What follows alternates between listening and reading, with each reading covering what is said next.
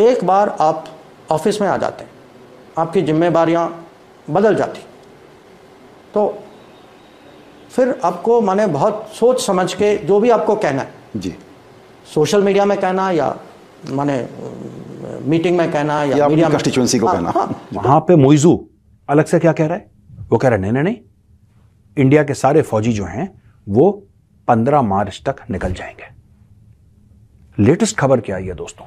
Latest खबर ये आई है कि भारत के फौजी वहां से निकाले नहीं जाएंगे, 10 मई तक वो रिप्लेस हो जाएंगे। फिर वो जिसका एक टांग अपने बाहर हो, एक टांग अंदर हो, वो उसका इन्फ्लुएंस इतना नहीं रह जाता। हाँ, मैं तो चाहूंगा कि हम माने बहुत एक किस्म से मैच्योर तरीके से बैठें। अगर उनके यहाँ कुछ विषय हैं तो हमने कभी इसको मना नहीं किया और सोल्यूशन निकालें, क्योंकि अंत में हम पड़ोसी हैं। मुझे ऐसा लगता है कि भारत में किसी ना किसी ने यह फैसला लिया कि हमें 2 महीने और चाहिए, 2 महीने हमें और चाहिए, और 2 महीने जो हमें और चाहिए वो इस प्रकार से चाहिए कि 2 महीने जो एडिशनल मिलेंगे उसमें मोइजू को लुढ़का देंगे। और अगर ये कहा जाए कि this is complete Indian tech over, तो क्या ये गलत होगा? ये गलत नहीं होगा।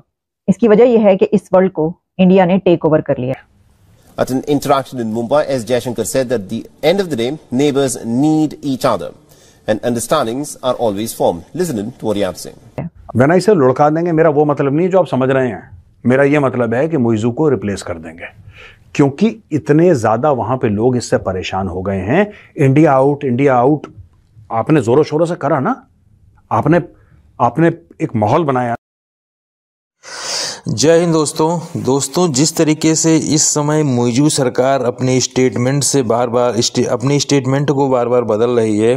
इससे पहले मोइजू सरकार मालदीव का स्टेटमेंट था कि भारतीय सैनिक 15 मार्च तक मालदीव छोड़ दें, लेकिन उसके बाद दोबारा भी स्टेटमेंट उनका आ रहा कि नहीं, भारतीय सैनिक को मालदीव छोड़ने की ज़रूरत नहीं है, भारतीय सैनिक केवल रिप्लेस किए जाएंगे। रिप्लेस का मतलब पुराने सैनिक जो यहाँ पे हैं पहले से, वो वापस जाएंगे, उनकी जगह नए सैनिक आएंगे इंडिया से। तो ये आखिर हुआ कैसे, ये आप समझ सकते हैं कि हमारे माननीय प्रधानमंत्री जी की कूटनीतिक चाल का ही असर है ये सब, कि मालदीव गवर्नमेंट को अपना स्टेटमेंट बदलना पड़ा। पहले क्या था कि पहले इंडियन किसी भी कंट्री की अगर हेल्प करती थी तो वही कंट्री उनको बाद में आंखें दिखाती थी, लेकिन अभी आज का हिंदुस्तान बदल गया है। अगर हम आपकी हेल्प कर रहे हैं तो आप मुझे आंखें नहीं दिखा सकते, अगर आंखें दिखाएंगे तो उसका खामियाजा आपको भुगतना पड़ेगा। तो देखिए इसी पे पाकिस्तानी मीडिया का क्या रिएक्शन होता है, क्या वो बोल रहे हैं। आइए मिलके पाकिस्तानी मीडिया का रिएक्शन देखते हैं। रिप्लेस इन्होंने अब हटाने की बात खत्म कर दी इन्होंने। तो दोस्तों ये जो हटाने की बात है ना, ये खत्म हो गई। अब बात आई है रिप्लेसमेंट की, यानी कि ये जाएंगे, कोई और आएंगे। फिर ये हवाई जहाज के डॉर्नियर के जाएंगे, डॉर्नियर के नए आएंगे। जो हेलीकॉप्टर्स हैं, एक नंबर 1 हेलीकॉप्टर है वो जाएगा, उसकी जगह कोई आएगा। नंबर 2 जो हेलीकॉप्टर है वो जाएगा, उसकी जगह कोई और आएगा। ये सिस्टम चल रहा है। यानी कि अभी तक ये है कि भारतीय वहां पर रहेंगे, लेकिन वो रिप्लेस हो जाएंगे, उनका तबादला हो जाएगा। ठीक है, दैट्स ऑल राइट। ये एक बात हो गई। अब दूसरी बात आते हैं हम दोस्तों मई 10 की। इतना टाइम क्यों? इसलिए क्योंकि मुझे ऐसा लगता है, मेरा एनालिसिस है दोस्तों, कि जितना वो स्पीड पकड़ रहा है ना इसको गिराने की जो मुहिम चल रही है, इसका इंपीचमेंट हो जाए, इसकी सरकार गिर जाए, नो कॉन्फिडेंस आ जाए, ये सब के लिए समय लगेगा। ये इमीडिएटली नहीं हो सकता, कोई भी चीज इमीडिएटली नहीं होती, समय लगेगा। और तब तक ऐसा हो जाएगा, माहौल इस तरीके से गर्म हो जाएगा वहां पे कि मालदीव्स के अंदर एक नया राष्ट्रपति आ जाएगा, एक नई सरकार हो जाएगी। देखिए, या तो ये मान ले, राइट, या तो ये मान ले। ये नहीं मानता तो कोई और मानेगा, मानना फिर पड़ेगा आपको। अब मैं आपको और छोटी सी बात बताता हूं। बजट में डेवलपमेंटल असिस्टेंस जो है वो भारत ने 50% मालदीव्स का और बढ़ा दिया, यानी कि 400 करोड़ था वो हो गया 600 करोड़। अब 400 करोड़ के एवज में भारत ने एक्चुअली पिछले साल जो स्पेंड करा था दोस्तों, पिछले बजट में, वो कुछ 700-750 करोड़ स्पेंड करा था भारत ने। India spent much more than the budgeted amount. तो उस हिसाब से तो थोड़ा कम ही है बजट, जो एक्चुअल स्पेंड है, लेकिन बजट बढ़ा दिया है। तो हो सकता है कि अगर 600 करोड़ का बजट है तो इससे कहीं ज्यादा स्पेंड करे, हो सकता है 1000 करोड़ स्पेंड करे। दोस्तों फिर निर्मला सीतारमण जी का एक बयान आया है कि लक्षद्वीप को डेवलप करने के लिए अनइंटरप्टेड अटेंशन मिलेगा सेंटर का। यानी कि भारत ने ठान लिया है कि लक्षद्वीप को एक टॉप एंड टूरिस्ट डेस्टिनेशन बनाएंगे। और मैं कह रहा हूं लक्षद्वीप क्यों, अंडमान और निकोबार क्यों नहीं, उसको भी बनाइए, उसको भी बनाइए। लेटेस्ट खबर यह आई है कि भारत के फौजी वहां से निकाले नहीं जाएंगे, 10 मई तक वो रिप्लेस हो जाएंगे। अभी जो वर्ड है ना रिप्लेस, ये बड़ा खतरनाक लफ्ज है यार। रिप्लेस का मतलब क्या है?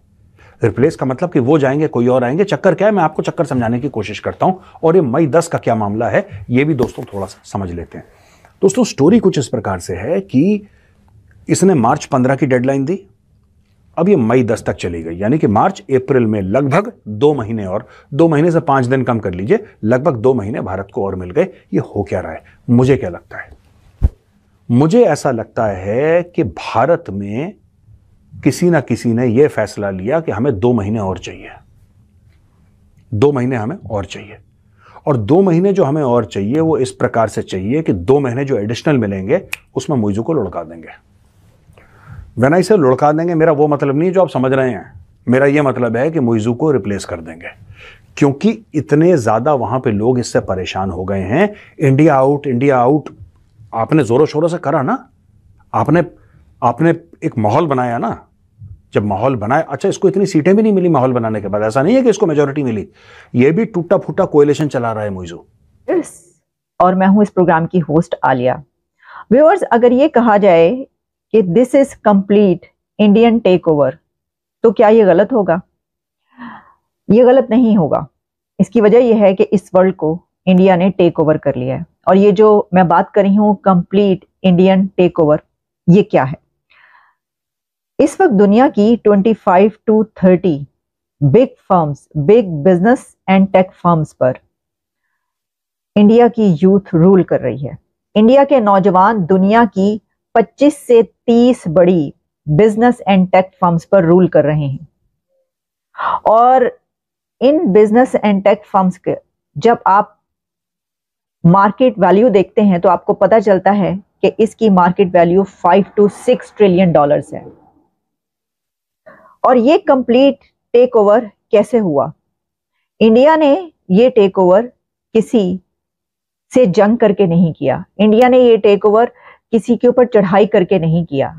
इंडियन यूथ ने ये टेक ओवर किसी से लड़ाई करके नहीं किया, बल्कि वर्ल्ड टेक ओवर इंडिया और उसकी यूथ ने एजुकेशन से किया है।